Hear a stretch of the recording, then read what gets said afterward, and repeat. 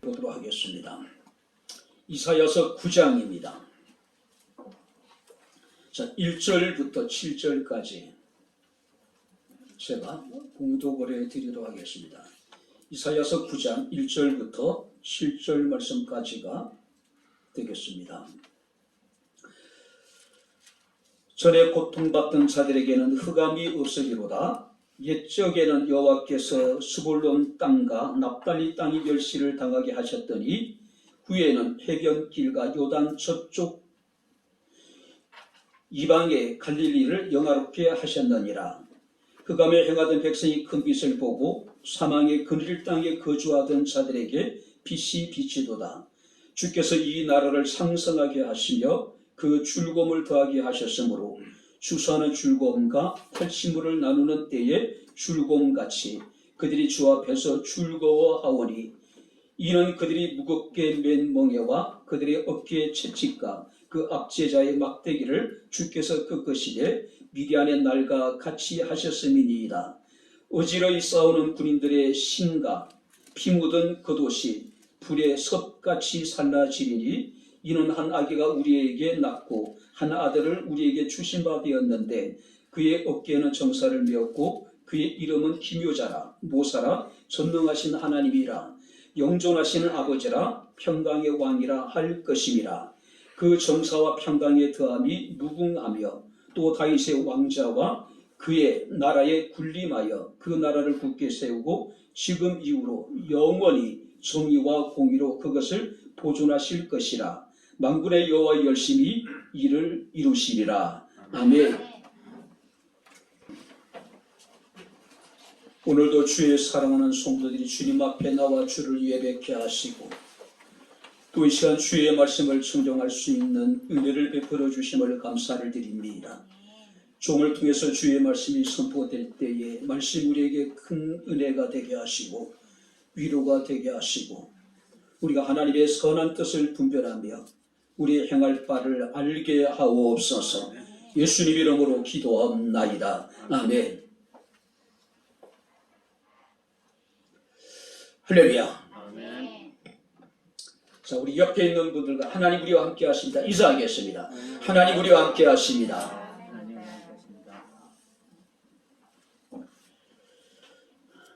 예전에 제가 부모님의 속을 많이 썩였던 그런 경험이 있습니다. 그때 저희 어머니가 제게 하셨던 말씀이 있어요. 온전한 정신으로 살아도 살기 힘든데 그렇게 멍하게 살았어야 뭘 할 수 있겠느냐라고 굉장히 야단을 치셨던,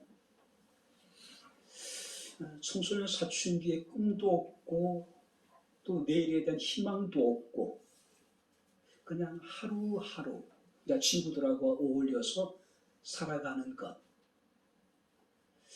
그래서 가출도 해보기도 하고 중도의 학교를 이제 포기하기도 하고. 근데 가장 좋은 것고 가장 행복한 것은 뭐냐면은 마땅히 자신들이 해야 될 일을 할 때 그때 진짜 그것이 행복이고 그것이 즐거움이더라고요. 학교를 자퇴를 하고 이제 그야말로 나자유 얻었네. 할 수 있는 거 다 해보고 막 돌아다녀보고. 근데 시간이 지날수록요, 친구들이 교복 입고 학교 가는 모습을 보면서 왠지 모르게 이건 아니지. 이렇게 내 인생이 끝난다고 생각하니까 화도 나기도 하고 또 억울한 생각도 들기도 하고. 그래서 제 부모님한테 다시 말씀드렸습니다. 저 고등학교 다시 갈게요. 그러니까 다시 고등학교를 다니다 보니까 생각하는 것이 달라질 수밖에 없지요. 오늘 우리가 어떤 자세로 하나님을 예배할 수 있을까? 온전한 마음으로 온전한 믿음으로 예배를 해도 그 예배가 하나님께 온전히 연락되어질 것이라고 우리가 확신할 수 없는데 우리가 멍한 자세로 하나님을 예배해서는 안 되겠죠. 여러분들이 오늘 이 시간 얼마 되지 않는 시간이겠지만요, 한번 제게 주목을 하고 오직 우리가 하나님만을 바라보며 우리가 하나님을 예배할 수 있게 되기를 주님 이름으로 축원합니다. 그랬으면 좋겠어요. 자, 다윗과 솔로몬이 죽은 이후에 통일 이스라엘은요, 남북 왕조로 이렇게 이제 나라가 나뉘어지게 됩니다. 그러니까 북쪽은 북이스라엘이라고 우리가 부르게 되고 남쪽은 남유다라고 부르게 됩니다. 자, 같은 혈통임에도 불구하고 두 개의 나라가 서로 첨예하게 대립을 하고 있습니다. 국가와의 국가의 전쟁도 참 우리가 고통스러운겠지만요, 더 참혹한 것은 내전이에요. 내전. 같은 민족끼리 서로에게 총부리를 겨누고 칼을 겨누고 여러분 사륙을 하는 것은 참담합니다. 우리가 6.25때 경험을 했잖아요. 그죠? 자, 이런 중에 주전 7세기경에 바로 팔레스타인 지역의 아수르라고 하는 신흥 제국이 발흥을 하게 됩니다. 서쪽으로 자신의 영토를 넓혀가기 시작을 합니다. 주변에 있는 대부분의 약소 국가들이, 작은 나라들이 이 아수르에 의해 가지고 정복당합니다. 자, 그런데 이런 위기의식을 느낀 북이스라엘의 베가라고 하는 왕과 아람의 르신이라고 하는 왕이 동맹을 맺어요. 그들이 동맹의 여러분들이 맺은 이유가 뭐냐면은 도저히 아수르라고 하는 신흥 제국을 자신의 힘만으로는 감당할 수가 없었던 거예요. 그러니 아람이라는 나라와 북이스라엘이 동맹을 맺습니다. 그런데 왠지 모르게 이 동맹이 약해 보이는 거예요. 그래서 남유다 왕국에다가 함께 동맹에 참여할 것을 이제 권유를 해요.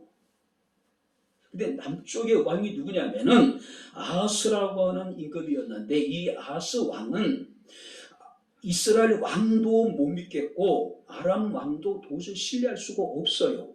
그들에 대한 두려움이 마음속 깊이 자리 잡고 있었단 말이에요. 그래서 오히려 유다의 아하스 왕은 아람과 이스라엘과 동맹을 맺기보다는 아수르에게 도움을 청해버려요. 그러니 아람과 이스라엘 입장에서는 배신감을 느낄 거 아니에요. 세 나라가 동맹을 맺어서 아수르를 대적해도 이길까 말까 한데, 밑에 남쪽에 있는 이 유다가 북쪽에 있는 아수르와 동맹을 맺어버리니까 아람과 북이스라엘 입장에서 상당히 혼란스러운 상황이에요. 그래서 이 아람과 이 이스라엘이 연합군을 형성을 해서 유다를 침공을 하는 사건이 벌어지게 됩니다.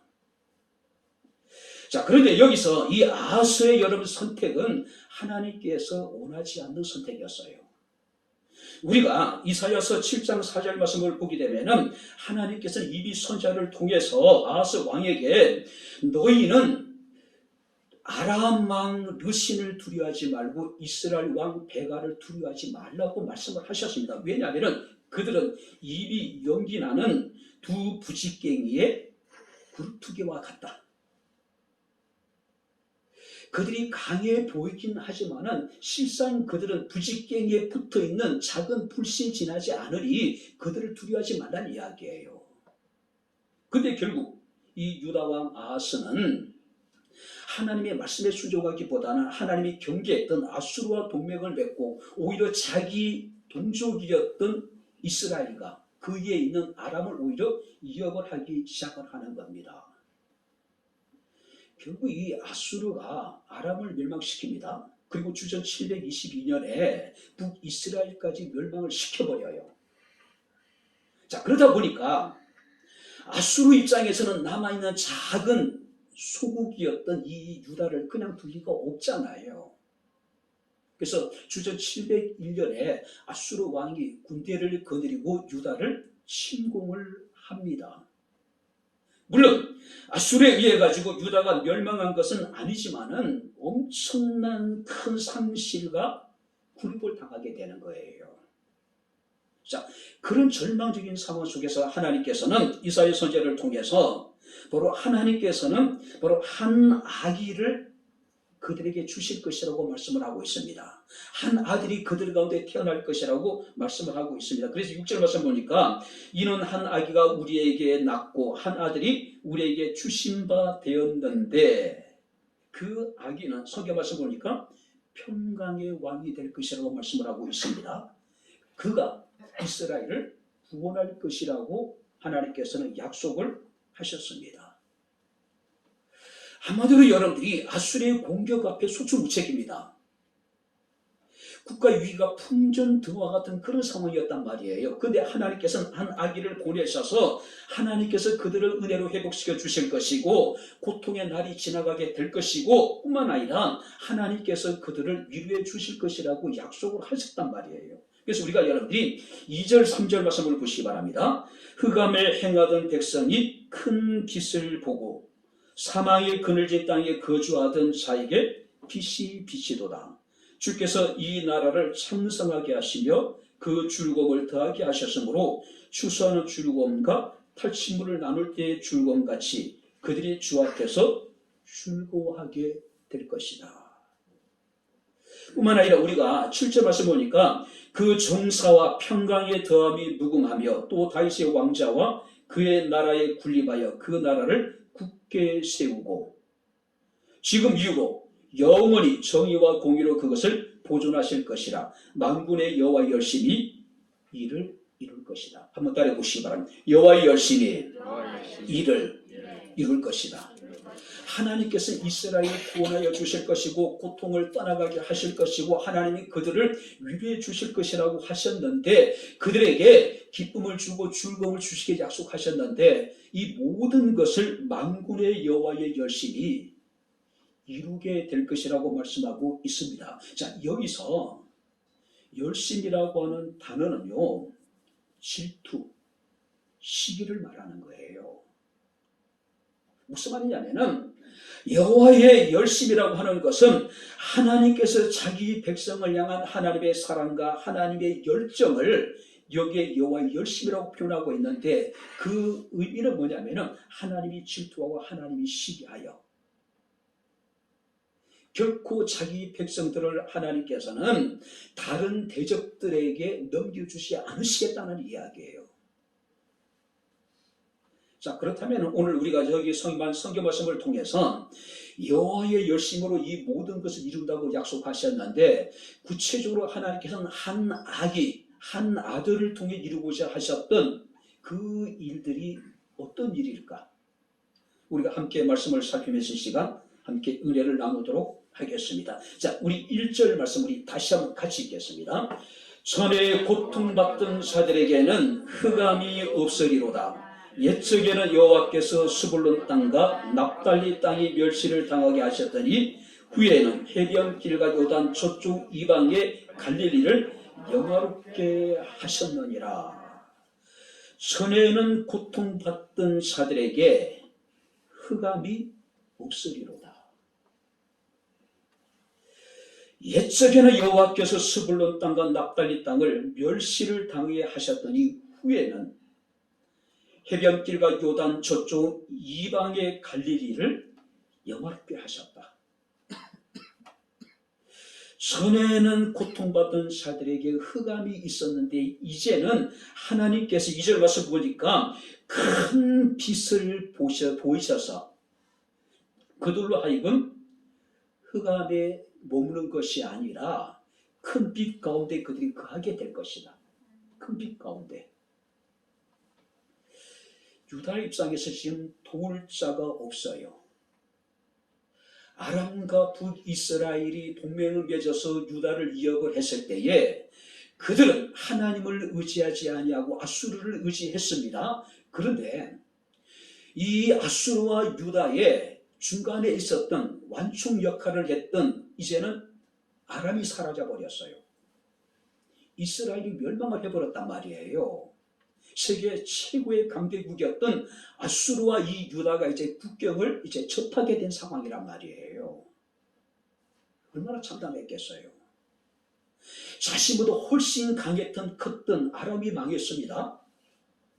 이스라엘이 망했어요.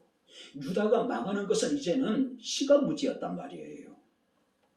근데 하나님께서 그들에게 약속을 하셨습니다. 숨이 막힐 정도로 고통스러운 상황 속에서 내가 너희에게 은혜의 빛을 비춰주겠다는 이야기예요. 너희가 지금까지는 흑암 가운데 그랬지만은 이제는 하나님께서는 너희를 영원롭게 하겠다고 말씀하고 있는 겁니다. 너희를 빛 가운데 거하게 하겠다고 얘기하셨어요. 특별히 여러분들 우리가 스불론이 나오고 납달리가 나옵니다. 자, 여기서 스불론과 납달리는요, 유다의 최북단에 있는 북경 지역이에요. 우리나라로 우리가 얘기하면 평안도 지방입니다. 북쪽에 있는 여러분들이 오랑캐들이 우리나라를 쳐들어올 때는 다 일단은 어떻습니까? 평안도를 가로질러서 한양으로 진격을 하잖아요. 마찬가지로 여기서 스불론과 납달리라고 하는 지역은 그런 곳이었습니다. 늘 이방인의 침략 앞에서 고통을 당했던 지역입니다. 자, 아수르가 이스라엘을 정복할 때도 제일 먼저 정복당한 곳이 바로 이 스불론과 납달리라고 하는 지역에, 이 두 지역을 일컬어서 우리가 갈릴리라고 이야기를 해요. 갈릴리. 그죠? 자, 그런데 이제 하나님께서는 그 스불론과 납달리를, 지금까지는 그들이 어둠 속에서 고통을 당하고 있었는데 이제는 그들에게 큰 빛을 비추셔서 그들로 하여금 빛 가운데 거하게 하겠다. 빛 가운데 거하게 하겠다. 스불론은, 납달리는 늘 외세 침략에 노출되어져 있을 뿐만 아니라 정통 유대인들에게 있어서는 늘 그들은 멸시의 대상이었어요. 그래서 그들은 정치적으로, 경제적으로, 사회적으로 엄청난 차별을 받을 수밖에 없었어요. 특별히 여러분들이 아수르가 이 지역을 정복하고 난 다음에 그들은 민족 말살 정책을 핍니다. 그게 뭐냐면은 이 스불론과 납달리 지역의 사람들을 대거 아수르 지역으로 이주를 시켜요. 그리고 많은 아수르인들을 스불론과 납달리 지역으로 또 이주를 시킵니다. 그리고 이 두 사람들이 서로 통혼을 하게 만들어요. 그러니까 순수한 유대인의 혈통을 그들에게 말살하기 위한 정책을 핀 겁니다. 그리고 이제 이스라엘 사람들이 70년 동안 바벨론 포로로 끌려가 있는 동안에는 페니키아인들이라든지 또 여러분들이 그리스 사람들이 그곳에 이주해서 살아가면서 그들은 다양한 문화를 만들고 다양한 종교를 섬기게 되고 또 다양한 그들은 인종이 서로 혼합해버린 거예요. 그래서 정통 유대인들은 그 갈릴리 사람들을 이방의 갈릴리라고 칭하게 되는 겁니다. 그러니까 사마리아인이나 이 갈릴리 사람들이나 별반 다를 것이 없어요. 혼혈족이란 이야기예요. 선민의식이 굉장히 강했던 이 유대인들은요, 결국 갈릴리 사람들과의 어떤 결혼을 금합니다. 뿐만 아니라 그들을 압하렛이라고 불러요. 무슨 말이냐면은 저들은 땅의 백성이다. 하나님의 율법과는 아무런 관계가 없는 사람이라고 그들은 생각을 하고 그들은 갈릴리 사람들 같은 상종 자체를 금해버려요. 그러니 스불론 사람들과 납달리 사람들이 겪었던 소외감이라고 하는 것은 말로 표현할 수 없었겠죠. 이방인들에게 배척을 당해 압제를 당하고 자기 민족에게도 동족임에도 불구하고 같은 동족으로서의 인정을 받지 못했던 사람들, 결혼뿐만 아니라 상종하는 그 자체를 금기시 여겼던 사람들이 바로 이 갈릴리 사람들이고 그들이 바로 스불론 납달리 사람이었단 말이에요. 바로 하나님께서는 그들의 있는 처해 있는 상황에 대해서 전에는 그들이 흑암 가운데 고통을 겪고 있었다.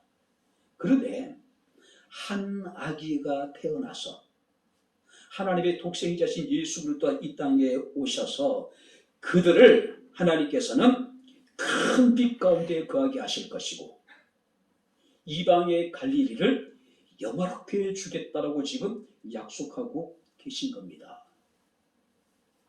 우리가 예수님 당시에 이 유대인들이 얼마나 갈릴리 사람들, 그러니까 납달리 스불론 사람들을 경멸했는지 하면요, 빌립이라고 하는 제자가 있죠. 그가 자신의 친구였던 나다니엘이라는 사람에게 이런 이야기합니다. 모세가 율법에 기록하였고 여러 선지자가 기록한 그 일을 우리가 만났다. 다시 말해서 메시아를 만났다라고 소개를 해요. 그가 누구냐면은 요셉의 아들 나사렛 예수라고 이야기를 했더니 나다니엘이 뭐라고 이야기하느냐면은 나사렛에서 무슨 선한 것이 날 수 있겠느냐. 이 나사렛은 이 갈릴리 지역의 작은 한 마을이란 말이에요. 쉽게 이야기하면은 야 갈릴리에서 무슨 선한 것이 날 수 있겠느냐라고 이야기를 할 정도로 갈릴리는 사람들에게 멸시받는 곳이었단 말이에요. 바로 그곳에 한 아기가 태어납니다. 하나님께서는 그 멸시받는 어둠에 처해 있는 그곳을 영화롭게 하시고 큰 빛을 비추셔서 그 사람들이 빛 가운데 거하게 될 것이라고 지금 말씀하고 있습니다. 그렇다면 실제적으로 바로 여러분들이 그 예언이 어떻게 이루어지게 되냐면은 예수께서 그곳에서 태어나시죠. 그래서 예수를 나사렛 예수라고 이야기를 하잖아요. 뿐만 아니라 예수님은 유년 시절에 그곳에서 성장했을 뿐만 아니라 최초의 공생에도 예수께서는 갈릴리에서 시작을 하셔요. 기독교의 최초의 복음이 바로 이 갈릴리, 스불론과 납달리 사람들에게 선포되어지게 됩니다. 뿐만 아니라 예수님의 공생의 전반기가 대부분 바로 이 갈릴리에서 이루어지고 있는 거예요. 우리가 성탄을 맞이하면서 지금도 예수께서는 가장 낮은 곳에 가장 멸시받는 사람들에게 뿐만 아니라 인생의 절망과 삶의 고통과 죄의 무거운 짐에 눌려있는 사람들에게 어둠 가운데 있는 사람들에게 찾아오신 것이 바로 그리스도의 성탄이라고 하는 사실이에요. 특별히 우리가 1절 2절 말씀을 보니까 옛적에는 어둠에 처해 있었기 때문에 그들은 고통을 겪었고 멸시를 당했고 그들은 사망이 그늘진 곳에 처해 있었단 말이에요. 그런데 이제는 그들에게 큰 빛이 비쳐서 빛 가운데 거하게 될 것이다. 예수님이 오시기 전까지는 그들은 어둠에 처해 있었습니다. 멸시를 당했습니다. 사망이 그늘진 자리에 그들은 처해 있었단 말이죠. 근데 이제는 달라졌다는 이야기예요. 에베소서 5장 8절 말씀 보니까 너희가 전에는 어둠이더니 이제는 주 안에서 빛이라 빛의 자녀들처럼 행하라고 이야기합니다. 아기가 태어나기 전에 하나님의 독생자신 예수가 이 땅에 오시기 전에 우리는 어둠이었고 이제는 그를 통해서 우리는 빛이 되었단 말이에요. 그래서 우리에게 너희는 빛 가운데 거하라고 지금 이야기하고 빛의 자녀들처럼 행하라고 지금 말씀하고 있는 겁니다. 토니 캠플러라고 하는 사람의 토니 캠플러의 회복이라는 책에 이런 가슴 아픈 이야기 기록되어 있더라고요. 어느 목사님이 아프리카에 선교 여행을 갔습니다. 자, 그가 방문하게 된 곳은 수많은 에이즈 환자들이 이제 머물고 있는 한 그 병원이었어요. 자, 그 병원에 들어갔는데 교실만한 좁은 공간에 100명이 넘는 에이즈 환자들이 그야말로 발 디딜 틈 없이 꽉 차 있더라는 거죠. 어린아이가 어머니의 치마폭에 고개를 묻고 굉장히 고통스러워 힘들어하는 모습들, 아무런 희망이 그 절망에 사로잡혀 있는 그 체념한 사람들의 모습을 보면서 너무 가슴이 아팠다는 거예요. 그래서 자신 옆에 앉아있는 한 여인에게 조심스럽게 제가 기도해 드려도 되겠습니까? 목사님 물었대요. 그때 이 여인이 예, 기도해 주십시오. 우리 아이가 나보다 먼저 죽을 수 있도록 기도해 주십시오. 그러니까 굉장히 목사님이 충격이었던 것 같아요. 아니 어떻게 어머니가 자기 자식이 먼저 죽게 해달라고 기도해라고 할 수 있겠느냐라는 그런 생각이 드는 겁니다. 근데 가만히 생각해 보니까 아프리카에는 에이즈로 목숨을 잃고 또 여러 부모를 먼저 떠나버린 어린 아이들이 길거리에 버려진 아이들이 수도 없이 많다는 거예요. 그들 역시 대부분 에이즈를 앓고 있는 애들이라는 거죠. 이 어머니 입장에서는 그런 생각이 드는 거예요. 이 아이보다 하루라도 오래 살아서 마지막까지 그 아이를 돌보고 싶은 마음이 있었던 거예요. 참담한 심정으로 이제 숙소에 돌아와서 2주 후에 다시 그 병원을 찾았는데 그 여인이 또 있더래요. 그 여인이 목사님을 바라보면서 그 얘기 하시더래요. 하나님이 내 기도를 들어주셨어요. 아이가 세상을 떠났다는 거예요. 이미 아이가 죽었기 때문에 이제 자기가 죽어도 이제 여한이 없다는 이야기입니다. 만약에 자기 자신이 먼저 죽고 난 다음에 마지막 시간을 홀로 남아서 거리에서 구걸을 하고 두려움에 떠는 일은 더 이상 없지 않겠느냐는 이야기예요. 우리가 살아가고 있는 이 시대는 어떻습니까? 점점 어두워져 가고 있는 것이 사실입니다. 갈수록 혼탁해져 가고 있는 것이 사실입니다. 전에는 너희가 어두운 가운데 있었더니 그들은 고통을 겪고 있었고 멸시를 당했고 사망이 그늘진 땅에서 그들은 소망이 없이 살아갔던 사람들이란 말이에요. 과연 전 세계는 희망이 있을까? 과연 우리나라는 희망이 있을까? 코로나로 인해 가지고 우리는 힘든 시간을 전 인류가 함께 여러분들이 고통을 겪고 있죠. 명분이 없는 러시아와 우크라이나 전쟁으로 인해서 수많은 사람들이 희생을 당하고 있습니다. 아프리카의 수많은 어린 아이들이 굶주림에 죽어가고 있는 것도 사실입니다. 세계 환경 오염은 그럼 인류의 미래를 위협하고 있는 것이 사실입니다.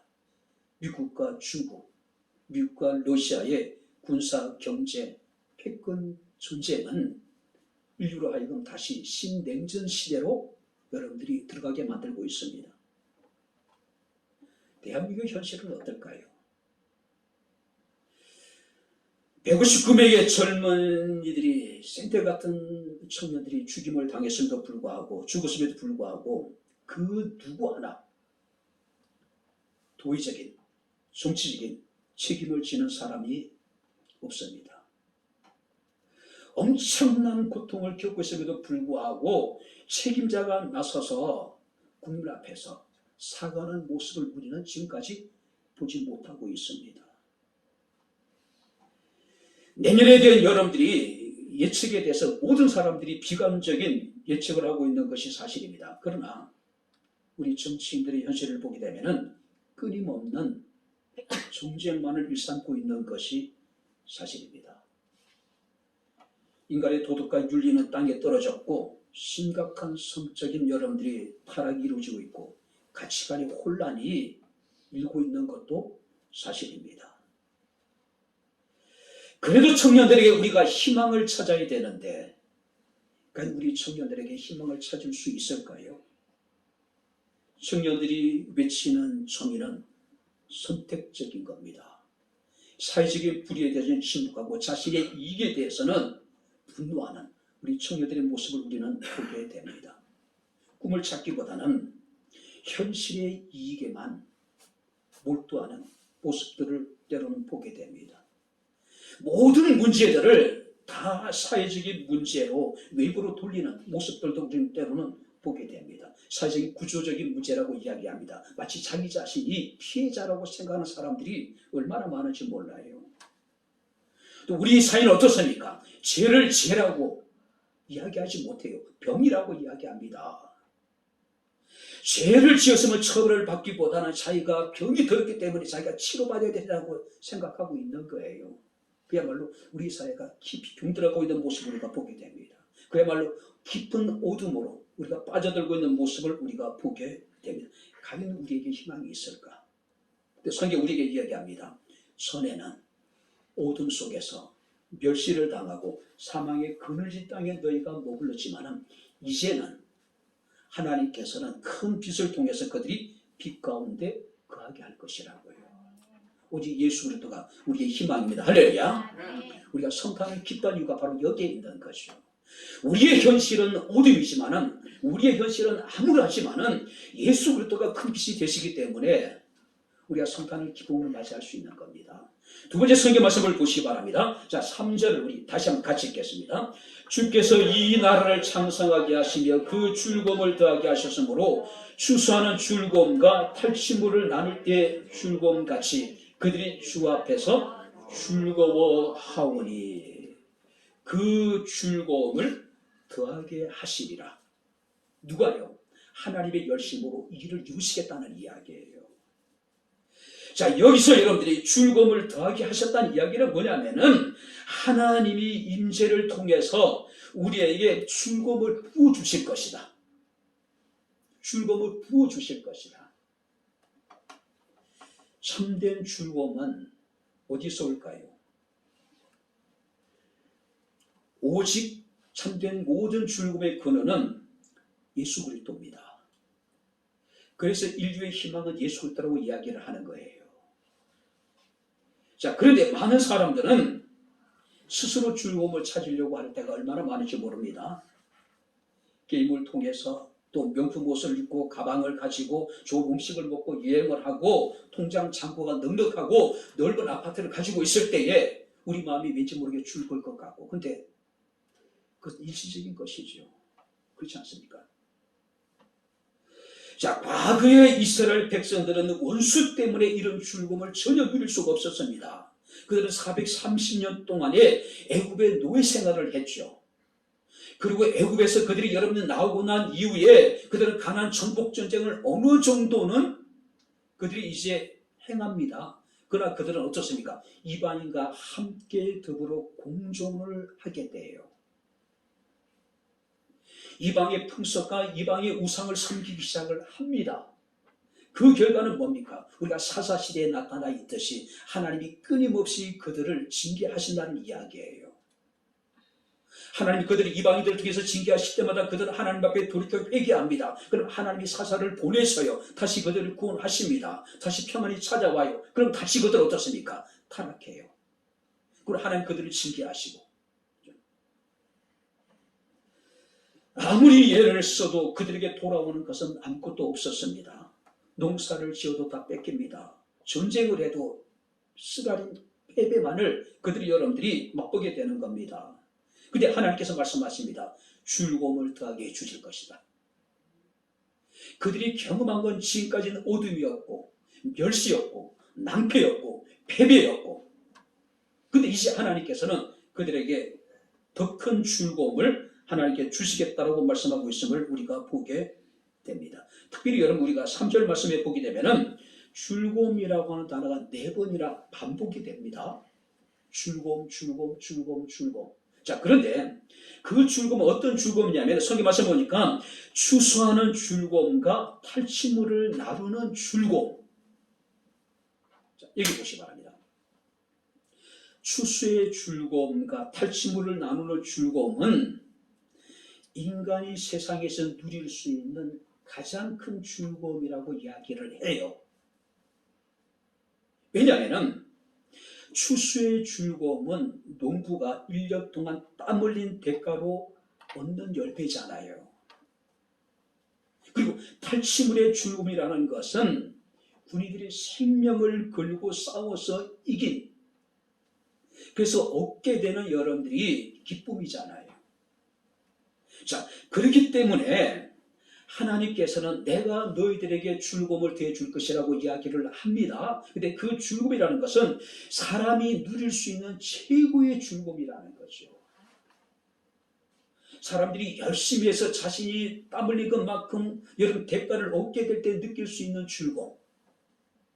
내가 정말로 생명을 걸고 싸워서 그 승리하고 그 승리로 인해서 얻게 되는 그 즐거움을 하나님께서 더해 주겠다고 말씀하고 있는 겁니다.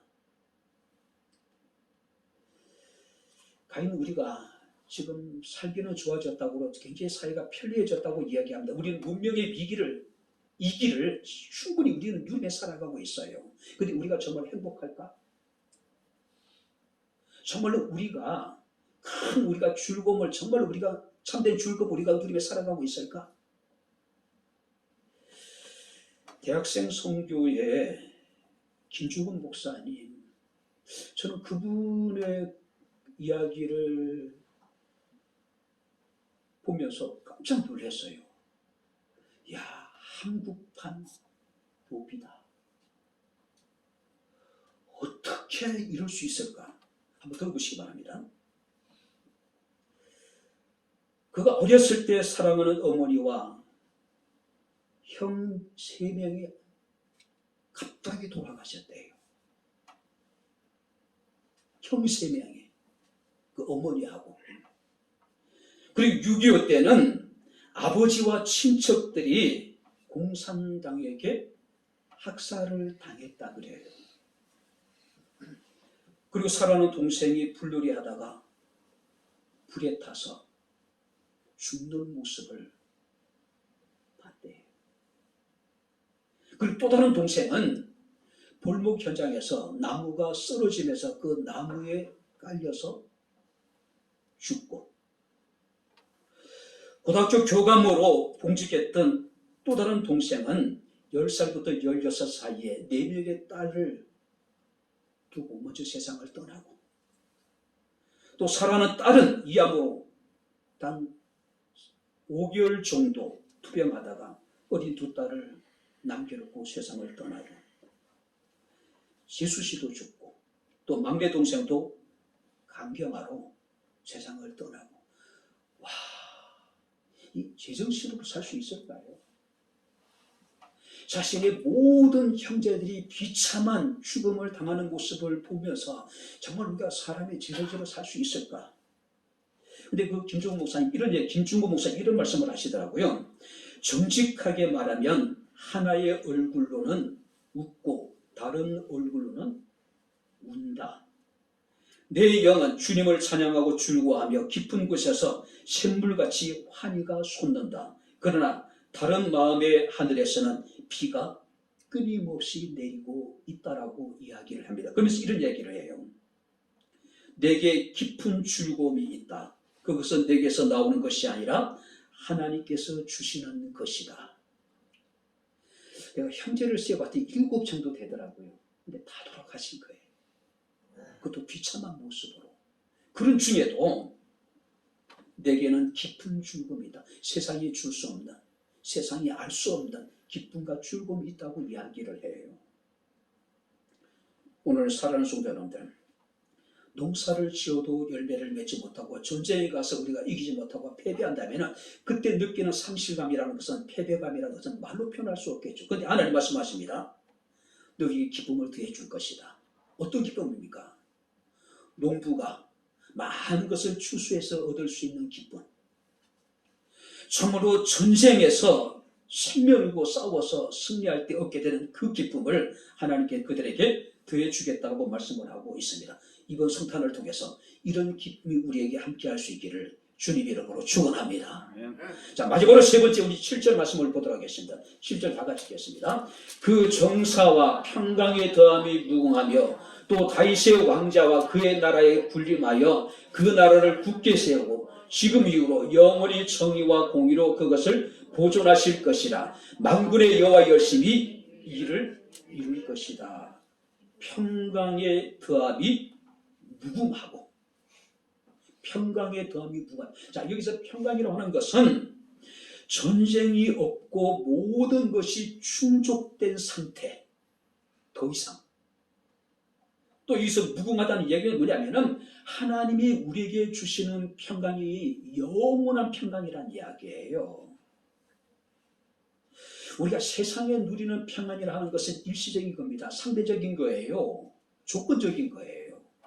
그러나 하나님이 우리에게 주시는 평강이라고 하는 것은 완전한 평강이라는 거죠. 영원한 것이라는 거예요.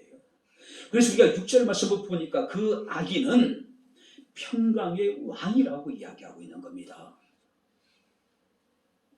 누가복음 2장 14절 말씀을 보게 되면은 지극히 높은 곳에서는 하나님께 영광이요 땅에서는 하나님이 기뻐한 사람들 중에 평화라고 이야기를 합니다.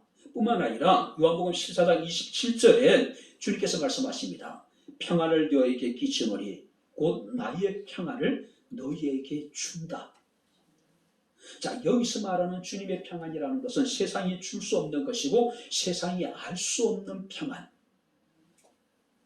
우리는 상대적이고 조건적이지만은 그 상대적으로 우리는 평안을 누리고 그 조건이 충족될 때 우리가 평안을 누리지만은 주님이 우리에게 주시는 평안이라는 것은 절대적인 것이라는 것이요. 완전한 것이라는 거예요. 영원한 평안이라는 거예요. 2차 세계대전으로 적게는 5천만, 많게는 7천만의 사람들이 희생을 당했어요. 인류 최악의 전쟁이었잖아요. 그죠? 자, 2차 세계대전을 마치고 난 다음에 전 세계 지도자들은 야, 이건 아니다. 이래서는 안 되겠다 싶어서 그들은 스스로 인류의 평화를 위해서 유엔을 창설하게 되죠. 그런데 그 유엔 본부에 보게 되면은 랄프 번치라고 하는 공원벽에 이런 글귀가 써져 있답니다. 이사야서 2장 4절입니다. 무리가 그들의 칼을 쳐서 보습을 만들고 그들의 창을 쳐서 낫을 만들 것이며 이 나라와 저 나라가 다시는 칼을 들고 서로 치지 아니하며 다시는 전쟁을 연습하지 않을 것이다. 참 좋아요. 인간 스스로 인류의 평화를 위해서 유엔이라고 하는 국제연합기구를 만들었는데 그럼 전쟁이 그쳤을까요? 6.25 전쟁이 있었고 베트남 전쟁이 있었고 여러분 아프가니스탄 전쟁, 이라크 전쟁, 리비아 전쟁 뿐만 아니라 여러분들이 러시아 소비에트 연방이 해체되고 난 다음에도 얼마나 많은 크고 작은 전쟁이 있었고 러시아와 조지아 전쟁이 있었고 수많은 전쟁들이요. 그죠? 지금도 전쟁은 끝이지 않습니다. 러시아와 우크라이나의 전쟁, 그야말로 명분 없는 전쟁이죠. 무차별적인 여론 폭격을 통해서 아파트가 파괴되고 어린이집이 병원이 폭탄을 맞아서 정말로 어린 아이들이 목숨을 잃는 어처구니 없는 일이 지금 벌어지고 있는 겁니다. 과연 유엔이 인류의 평화를 가져다 주었을까요? 달라진 건 하나도 없어요. 오직 여러분들이 우리에게 참된 평안을 주실 수 있으신 분은 누굽니까? 한 아기, 한 아들, 하나님의 독생자이신 예수 그리스도뿐이라고 하는 사실이에요. 주님은 평화의 왕으로 이 땅에 오셨습니다. 예수 그리스도를 통해서 참 이 땅에 진정한 평안이 도래했으면 좋겠어요.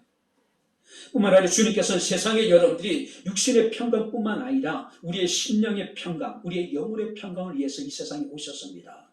이 평강이 우리에게 함께할 수 있는 아름다운 귀한 성탄이 될 수 있기를 주님 이름으로 축원합니다. 그랬으면 좋겠습니다. 죄에 미어있는 사람들이 죄와 사망의 법에서 해방되어 참된 평안을 누리고 죽음에 대한 두려움과 공포에 사로잡혀 있는 사람들이 부활에 대한 확신을 갖고 우리가 죄와 사망의 법에서 해방될 뿐만 아니라 바로 우리가 참된 우리가 하나님의 평강을 우리가 누릴 수 있다면 얼마나 좋을까요? 이제 말씀을 마치도록 하겠습니다. 성탄이 다가오고 있습니다. 한 아기가 우리에게 났답니다. 한 아들을 하나님이 우리에게 보내주셨다고 말씀을 하고 있습니다. 그분은 어떤 분입니까? 큰 빛이 되시는 분이래요. 더 이상 어둠은 물러가고 찬빛 대신 그리스도 안에서 우리가 즐거움을 얻게 되고 평안을 얻게 될 것이라고 우리에게 말씀하고 있음을 우리가 보게 됩니다. 그런데 이 기쁨과 이 즐거움과 이 평안은 우리 힘으로 이루는 것이 아니라 여호와의 열심으로 하나님이 친히 이루어 주시겠다라고 말씀을 하고 있습니다. 2023년 우리가 이 성탄을 맞이하면서 바로 어느 해보다도 의미 있고 뜻깊은 성탄이 되어졌으면 좋겠습니다. 참빛 대신 예수 그리스도로 인해서 세상의 어둠이 물러가고 우리의 즐거움이 더해지는 성탄, 진정한 그리스도의 평강이 세상 가운데 충만한 아름다운 성탄을 함께 맞이할 수 있기를 주님의 이름으로 축원합니다. 기도하겠습니다. 하나님 아버지, 하나님의 은혜와 사랑을 진심으로 감사를 드립니다. 오늘도 우리가 2023년 성탄을 기다리면서 우리가 어떤 성탄을 맞이해야 될 것인가를 우리가 주의 말씀을 통해서 다시 한번 확인할 수 있는 귀한 은혜를 베풀어 주심을 감사합니다. 한 아들을 우리에게 보내주신 하나님, 우리에게 참빛을 보내주셔서 우리가 어둠 가운데 거하지 아니하게 하시고 빛 가운데 거하게 하심을 감사를 드립니다. 우리에게 즐거움을 더하시고 참된 평안을 우리에게 허락하신 아버지 하나님이여 감사합니다. 우리가 누리는 이 아버지 하나님 시간 그 은혜가 성탄의 그 놀라운 은총이 우리를 통해서 또 우리가 섬기는 교회를 통해서 어둠 가운데 있는 많은 사람 가운데 아버지 증거할 수 있는 귀한 은혜가 우리에게 있게 하옵소서. 예수님 이름으로 기도하옵나이다. 아멘.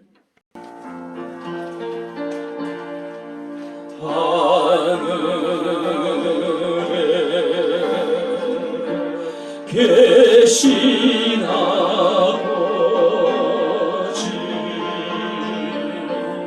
이름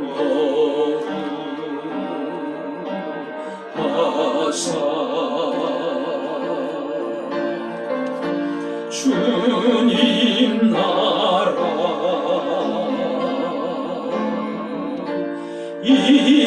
임하시고 뜻이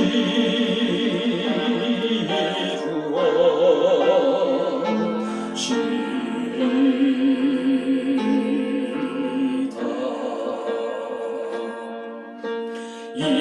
일용할 양식 주시고 우리들의 큰 죄 다 용서하옵시고 또 시험에 들게 마시고 악에서 구원하소서. 되게 주의 나라 주의 권세 주의 영광 영원히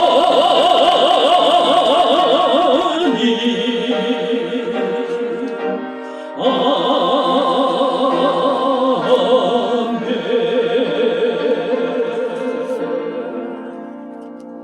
이제는 우리 주 예수 그리스도의 은혜와 하나님의 크신 사랑과 성령님의 교통 교전의 제 충만 역사 인도하심이 살아계신 하나님을 영과 진리로 예배하며 살아계신 하나님께 영광을 돌린 주의 사랑하는 모든 성도들 머리머리 위에 저들의 가정과 직장과 사업장과 이 교회와 이 나라 이 민족 위에 지금부터 영원토록 함께 있을지어다. 아멘.